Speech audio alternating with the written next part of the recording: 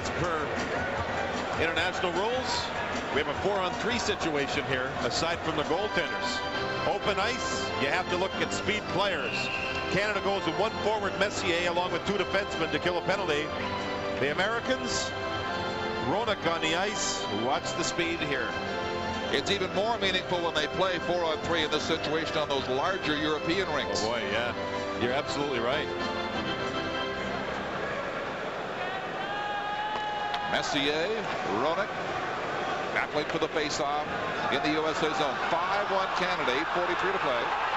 The linesman throws Messier out. That means a defenseman has to step in. Steve Smith will take the draw. Smith, McInnes, and Messier on the ice for Canada. Ronak to Chelios, and they come forward for the United States. Janney is on the right. He is the only goal for the Americans. Leach is turned back at the blue line for the checking of Messier. Now Chelios, left side pass, gets it across to Leach. In behind, Ranford stopping it. Smith with it. Up the boards. They fail to clear. Off the back of the net, Messier collecting it. Janney checking him. Now Smith between two United States players. Rags the puck, kills a few more seconds, feeds McInnes, and he clears. 40 seconds in these three penalties have gone by. Less than 8 minutes to play in the second period as Chelios feeds Leach. Rick wide to Ronak. Back to Janney. Chelios parked on the point. Awaits the pass. Collects it here. Left side. Leach. Fakes. Chelios. Janney. Centering. Intercepted. Number 99 brings it up for Canada. On his right is Graham. Gretzky will take it back out to the neutral zone. Play it across for Desjardins, and he sweeps it down into the corner of the United States with 45 seconds of the penalty. And you see Wayne Gretzky read the play. Leach had moved in from the point, was wide open, and Gretzky read it. Gretzky pretty good without the puck. Now Chelios. Ronak in there with him, chasing it in behind. Janney in the far corner. Suter back on the left point. Still 4-on-3. USA for 25 seconds here. Chelios. Suter to Janney. Turned around, still loose beside the Canadian goal. Sutter comes in to help out. Janney goes down, bumped by Howard-Chuck. Here's Suter for the United States. 8 seconds to go. The manpower advantage relayed wide of Redford. Janney. For Chelios.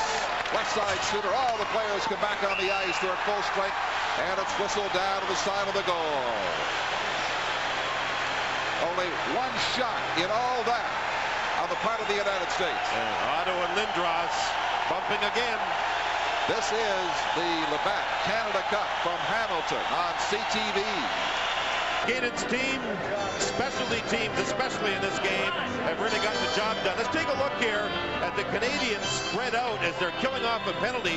But watch the man in front with a 2-on-1 coming his way. That's Desjardins. As the puck is moved down by Suter, you see the 2-on-1, but hold it. If he goes over here, this man's open. Instead, he stayed in the middle, and the pass could not go through. We roll it. We'll see he can't get through.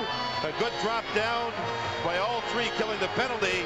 And Desjardins, who is not a fancy defenseman, proving that he's smart and just stayed in his position. Otto's got Olczyk and Mullen with him as the play resumes in the Canadian zone. Tocchet over on the far boards, lifts it out to center ice. Robitaille gloves it down and brings it inside the American blue line. Fleury through the legs of Robitaille. Weinrich in the corner. 5-1 Team Canada. They press for more. Fleury couldn't quite get that pass to him. Leach intercepts. Mullen brings it inside the blue line. He's sandwiched and goes down. Played loose in front for Olczyk. He can't get a shot away, and Fleury comes away with a right wing pass for Tocchet. Tocchet tried to feed Robitaille wide open, couldn't get it to him. This is Mullen. Weinrich to Brian Leach, and off the boards again to Mullen. This shift, one of the only times this game I've seen Brian Leach break up a play then jump into the play. Long offside pass. Olczyk over 3 lines. That one was. And they bring it back inside the United States blue. The Labatt's Blue player of the game for Team Canada will receive the Canon Futura. Hold the future of photography in your hands. The sophisticated new approach in camera design, combining a full range of auto operation features that ensure everyone will enjoy using the Futura. Well, if you pick that for Team Canada right now, Wayne Gretzky would be at the top of my list. He has done everything with a pretty good supporting cast, and that's why you see a 5-1 score. I'd even throw in a few rolls of film. Murphy. Red basket catch by Mike Richter. While it may not be the best night of Richter's career, he hasn't played all that badly, I don't think. He just hasn't gotten much support. They've left him exposed so often back there. Gretzky with lots of ice time, more than I think the first game of this tournament, and Hull getting more ice time than I thought. He going into this game, looking at it from this morning's view with the sore knee, thought he may just play power play, but they've used him and used him here as their team trails by 4. Delayed offside, brought out by the United States to center ice for Miller. Christian with him, and Hatcher. Here's Hull backhanding it and scoring for the United States. Don, the idea when you have a 5-1 lead is not to get trapped. The Canadians got 3 players trapped in the neutral zone. The Americans put a defenseman into the rush, and all of a sudden they had 4 players. Look at this. 1, 2, 3 Canadians up at the blue line. Now it's a 4-on-2. And with the 2, both Coffey and Murphy are on one side of the ice. Look how much time Brett Hull had on the backhand. All kinds of room. There you see the puck moved into the American zone. Just a backhand swat by Brett Hull with Hatcher joining the play, and it's 5-2. The Americans edging back on the goal at 14:34. Here's Granato. And that shot from Roenick off the blocker of Ranford. Larmer running into Gary Suter, but clearing it for Canada. Stevens brings it inside the line. Check from behind by Granato. Gets the shot off nonetheless. Granato now beating Roenick. Team Canada steals another one inside the American zone for a moment. Suter to Granato. Dropping it back. Here's Roenick closing in and deflected over top by Bill Ranford. Don, these are all 4-man rushes now for the Americans. They're sending the defenseman into the play. Chelios on the last one. Brett Hull gets his second goal of the tournament, mainly because, Don, the Canadians got trapped in the neutral zone. And if we look at it here, you see 1, 2, 3, 4 Canadian jerseys. Only 1 gets back, so that means 3 forwards are trapped. There you can see them. Now the 2 defensemen are backing up. Now if we hold it, you'll see here Hatcher joining the play to make it a 4-on-2. And this is Coffey, I believe, going over there. And that opens up the near side of the ice. The play is red, and there's Brett Hull. They made it look pretty easy after they trapped the Canadians. Al McKinnon skates up the near boards. Ahead to Corson for Messier. Shot by Tocchet back in behind the United States goal. Less than 4.5 minutes to go in period 2. It's 5-2 for Team Canada. First 5 goals by the Canadians, the last 2 by the United States, and this is Otto with Olczyk stepping inside the line, but Messier picks it up and brings it back up the ice. The red-shirted Canadian team, Messier leads the thrust. Here's Tocchet trying to collect the pass, can't pick it up, and the Americans clear. Mullen having trouble getting it across the blue line. Joel Otto went back at Corson, who nailed Mullen. Joel Otto is a great competitor. Leach goes down, approaching the Canadian net. Joey Mullen gets some help from Janney. Centers it out. Smith is taken down, but Team Canada can clear, and they do. U.S. changing on the fly. Now the Canadians will also. Corson and Tocchet go to the bench. 3.5 minutes remaining in the second period. Brett Hull forced back. Now the United States slowly comes forward. Miller on the left. Janney circling. Weinrich trailing. Gloves it. Shoots, and it's blocked by Ranford. Centering pass. Hull got a weak shot off. Couldn't get much on that. Desjardins for the Canadians now. The Americans are starting to get it together here. Passes are starting to click, and these rushes are becoming, as I mentioned, 4-man rushes. Robitaille keeps it in for Shanahan. Got a second Canada Cup goal earlier in this period. Hull finds it at center ice. Back for Hull. Back for Hatcher, and he shoots it high into the crowd over top. It's a 5-2 hockey game for Canada. This is the Labatt Canada Cup on CTV. He is still very much their head coach, Bob Johnson. A tribute to him and how the Team USA players had to dig deep to play in this Canada Cup tournament. That's coming up between periods, a CTV sports break, and more analysis from our own Bill Clement.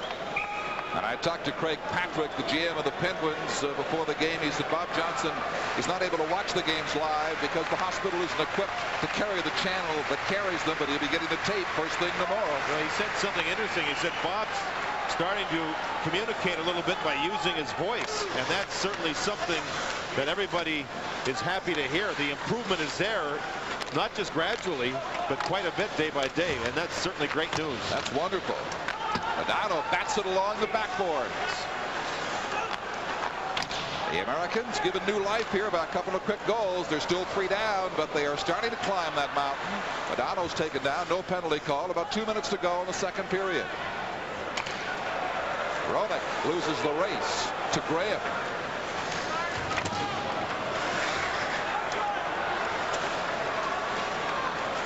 Courtnall sweeps it in front. Center got turned around and couldn't connect on the pass. Courtnall, Rick wide, gloved and kept alive by Al McInnes. Suter tying up Sutter. Courtnall looks for Lindros in front. He couldn't quite get it to him. Team Canada tying up the Americans' best line in the American zone. A minute 20 remaining in the period now as they bump an elbow and sticks up. What a hit that was.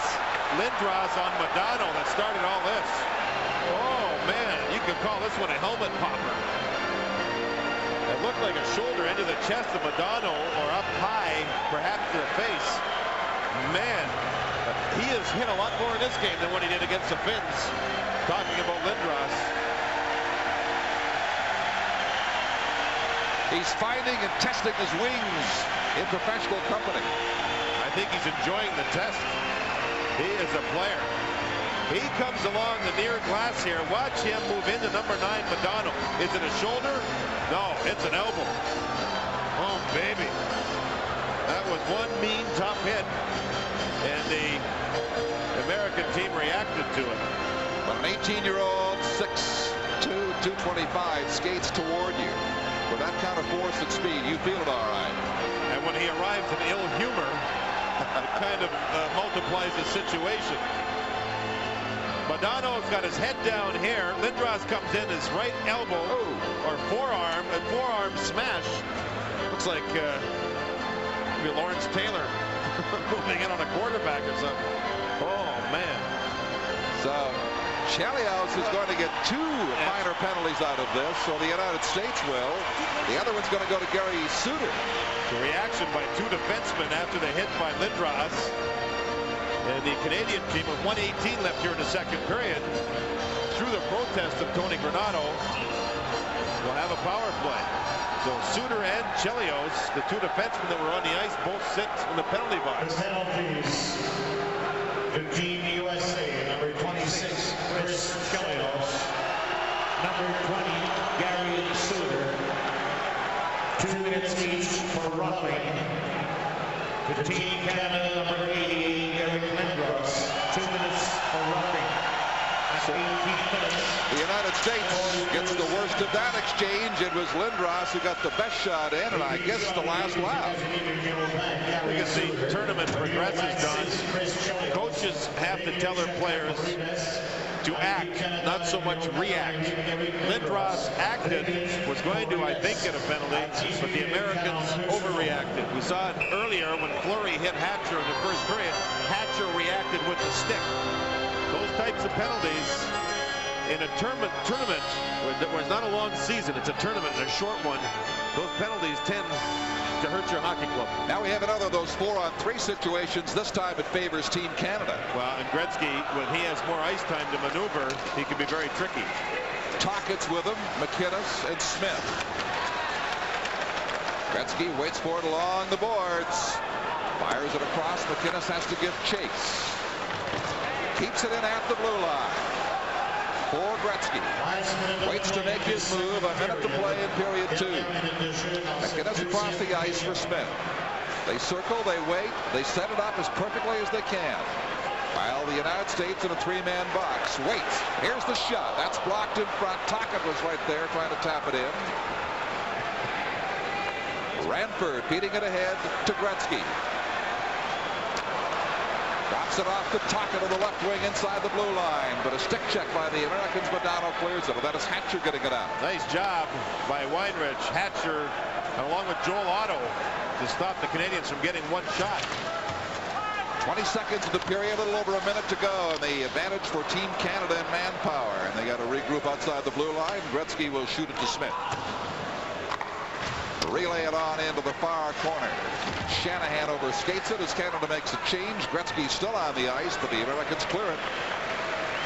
Just a second to go in the period. This advantage will carry over to the third, as will the lead built by Team Canada. It was 5-0. It's now 5-2 after 2. Canada, along with Gretzky, playing well, but the Americans over the last 10 minutes started to show some of their good play, and I think that sets up for what could be a good third period. 20 minutes to go here, and from Hamilton, the Copps Coliseum, this is the Labatt Canada Cup on CTV. In this second period.